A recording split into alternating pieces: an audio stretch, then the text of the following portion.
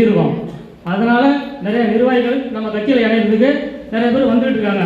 இதில் திமுக கூட கொஞ்சம் யூகோ பார்க்குறாங்க. ஆனால் வரதுக்காக தான் விருப்பப்படுறாங்க. ஆனால் யூகோ பார்க்குறாங்க.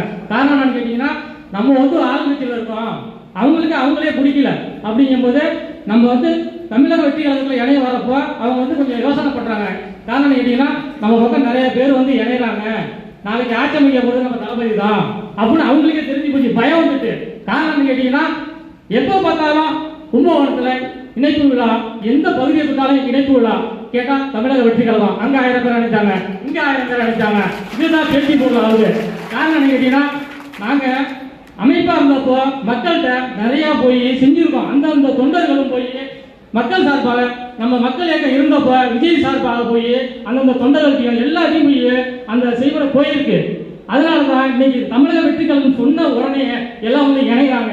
காரணம் என்ன, நாங்கள் அதை செஞ்சு